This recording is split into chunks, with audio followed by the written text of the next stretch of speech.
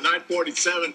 Halloween, well, isn't just for kids. It's also, many times, for our pets. But with the holiday also comes some hazards for your furry friendly family. And Dr. Tony Kramer from Kramer Vet Services joins us this morning to talk about how to be on the what we should be on the lookout for and what they can have on Halloween. Thank you so much, Dr. Kramer, and all of your friends for coming in. We so appreciate we have a whole this. host of pets here that are from our Humane Society, HelpSafePets.org. These guys are all for adoption, and they're showcasing a fashion show of safe costumes. I mean, I love to see people give a lot of attention to their pets, but sometimes these costumes and things can be things that could be annoying for pets. So Okay. whether go ahead, What makes these safe as opposed to other costumes? Well, What's the deal? we really want to watch for things on the costumes that they could chew off and eat or swallow, that kind of thing. So we try to do things that are not too much on their head, and every dog's a little different as to what they're going to tolerate. This little guy with the shark costume on, he's doing okay with something on his head. and it's something right behind his head, so he can't be. He won't be turning his neck not too looking tight for around their neck. And the biggest thing I always recommend is make sure it's supervised. Don't leave a costume on a pet that's running around without being supervised. Right. Dr. Kramer, let me ask you this. What do you think we should do with our pets on Halloween night? Should they go out with us? Should they stay at home? Because the doorbell rings every 5 seconds. That kind of scares them. Well, I'll tell you, the Halloween is probably one of the most common times for pets to be lost.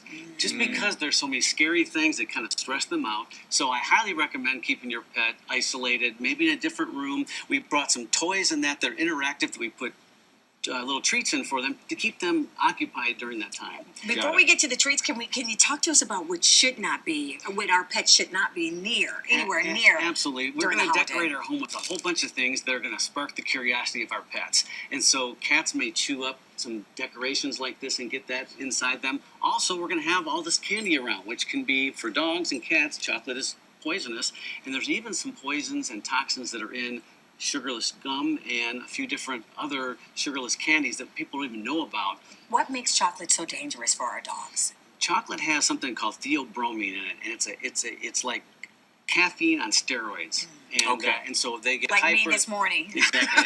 About 10 cups of coffee, that type of thing. Me this morning. So it can be a very big problem. If your pet does get into anything like that, call your veterinarian right away. Yeah. We're going to make them get that out of them and do that safely for them. All right, Darlene's been poisoned this morning. All right, show us what else you have here, Doc. We also have the hazards here of candles. When people want to light candles at Halloween, use the ones that have little batteries in them. Sure. They may not be quite as decorative, but if the pets get into them or knock them over, we're not going to have a fire. That's a problem. Exactly. Yeah. Use the flameless. Also, we instead. talked about pets getting lost. Make sure your pet has a collar with identification on it. Also, think about getting your pet microchipped at your veterinarian, a permanent way to identify them just in case they get out. What's this apple cobbler treat here? And What do you down got? towards this end, we have all kinds of healthy treats, things that are made in the U.S. We've heard some problems about things coming from overseas as far as treats go. And again, just some things to put inside these interactive toys to keep the pet really busy and occupied while all this craziness is going on and the doorbell's ringing so many times. The door keeps opening. Yeah, Exactly. and I was going Dogs to say, running out. you say the best thing to do on Halloween is just keep them in a certain little area, private little area. Such a just good going to be a idea. couple of hours, and it keeps them and away from the kids. And they won't get out of the door or anything like that. One more time, tell us where these beautiful dogs can be adopted if someone says, hey, I want that dog. Check out our website, HelpSafePets.org. Information on all of them can be found there. Range from puppies all the way up to dogs that are a little bit older, 7 years old and up. And they all are looking for a good home. And so if anyone's thinking about getting a new pet, please think about adopting. All right, Very Dr. good. Kramer, thank you so much for joining us. Ladies, thanks We for love coming your in. spooky outfit. Appreciate it. Nice suit and tie, okay? right. Still ahead, final check of the forecast. And a place that is sure to get very popular this Halloween approaches. Yeah, absolutely.